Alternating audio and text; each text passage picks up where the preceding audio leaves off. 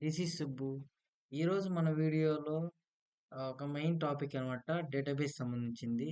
మనకి మన బ్రౌజర్‌లో నోఎస్‌క్యూఎల్ సంబంధించిన డేటాబేస్ అనేది ఫ్రీగా యూజ్ చేసుకోవచ్చు. అదేంటంటే మాంగోడిబి అట్లాస్. ఈ మాంగోడిబి అట్లాస్‌ని ఎలా రిజిస్ట్రేషన్ చేసుకోవాలి? మన బ్యాక్ ఎండ్‌లోకి ఎలా కనెక్ట్ చేసుకోవాలో చూద్దాము. ఇది మెయిన్ పార్ట్ అనమాట. డేటాబేస్ సంబంధించింది. ఇప్పుడు మనం బ్రౌజర్‌కొచ్చి మాంగోడిబి అట్లాస్ అని కొట్టాలనమాట. ఈ ఫస్ట్ వచ్చే లింక్ అనేది ఓపెన్ చేయండి. అట్లాస్ డేటాబేస్ అనేది. ఇక్కడ మీరేం చేయాలంటే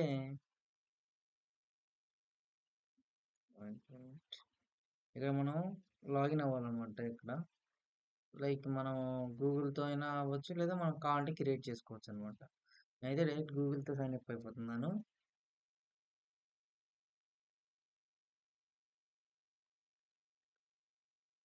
ఇలా గూగుల్‌తో సైన్ అప్ అయిన తర్వాత మనకి ఒక ఇంటర్ఫేస్ అనేది వస్తుందన్నమాట. మాంగోడిబి అట్లాస్ సంబంధించింది. ఇక్కడ జస్ట్ ఏం లేదు, మనము ఒక క్లస్టర్ అనేది అది క్రియేట్ అయిపోయిందనమాట. జీరో క్లస్టర్ అనేది.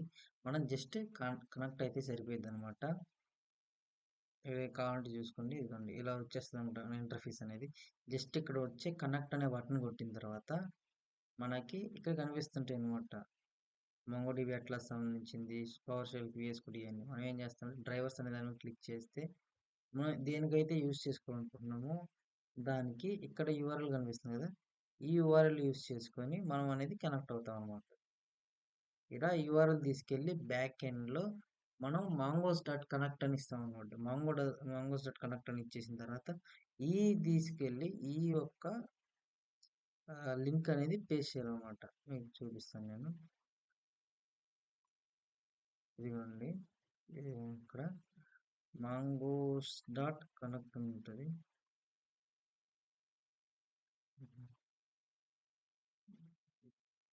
Okay, fine. కాన్ఫిగరేషన్ మార్చాను. ఇదిగోండి. ఇక్కడ మాంగోస్ డాట్ కనెక్ట్ దగ్గర మనం ఏం చేసామంటే ఇక్కడ ఈ యూఆర్ఎల్ ఉపయోగించాం. ఇదేంటంటే మాంగోడిబి కంపాస్ అన్నమాట, లోకల్ సిస్టమ్.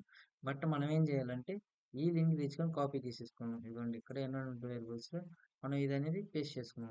ఇలా అనేది మన మాంగోడిబి అట్లాస్ లోకి మనం కనెక్ట్ అవుతాం. అండ్ మనకి ఒక ప్రాబ్లం ఉందన్నమాట దీన్ని ఉపయోగించుకొని. అదేంటంటే మన ప్రాజెక్ట్ అనేది 1 వీక్ వరకే లైక్ ఓపెన్‌లో ఉంటది. తర్వాత ఏంది డిజేబుల్ అయిపోయిద్ది. ఎందుకంటే మనం ఐపీ అడ్రెస్ అనేది మార్చుకోవాలి. ఐపీ అడ్రెస్ మార్చిన తర్వాత మాత్రమే మనకి అసలు నువ్వు ఇంకా చేంజ్ చేయనవసరం లేదు. ఎన్ని రోజులైనా, నంబర్ ఆఫ్ డేస్ అయినా మనకి నంబర్ ఆఫ్ ఇయర్స్ అయినా మన డేటాబేస్ అనేది కనెక్ట్ అయ్యే ఉండిద్ది. ఖచ్చితంగా పాస్ అనేది అవ్వదనమాట.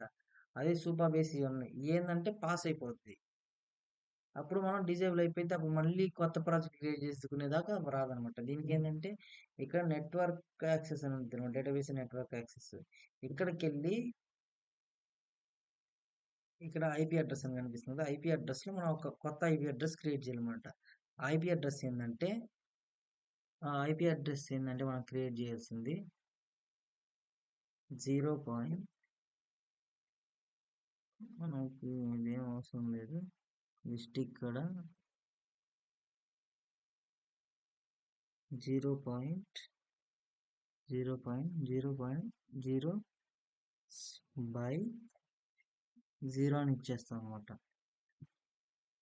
ఇలా జస్ట్ కన్ఫర్మ్ అని కొట్టేస్తే మనకి కొత్త ఐపీ అడ్రస్ అనేది క్రియేట్ అవుతుంది అనమాట. ఇలా ఈ ఐపీ అడ్రస్ ఏం చేసిద్దంటే మనకి ఇంకా అసలు డియాక్టివేట్ అనేది అవ్వదన్నమాట. 24/7 యాక్టివ్లోనే ఉండిద్ది అనమాట. ఇలా మనం ఒక డేటాబేస్ని మాంగోడిబి అట్లస్ అనేది కనెక్ట్ చేసుకుంటాం అనమాట. ఇలా జస్ట్ మనం ఏం చేస్తామంటే క్లస్టర్ ఉండిద్ది. ఆ క్లస్టర్ ఓపెన్ చేసుకొని జస్ట్ కనెక్ట్ అని కొడితే ఆ యూఆర్ఎల్ ఉండిద్ది. ఆ యూఆర్ఎల్ ద్వారా మనం కనెక్ట్ అయిపోతాం అనమాట. అలా మనం ఒక డేటాబేస్ని మాంగోడిబి అట్లాస్లో కనెక్ట్ అయిపోతాం అనమాట. Thank you.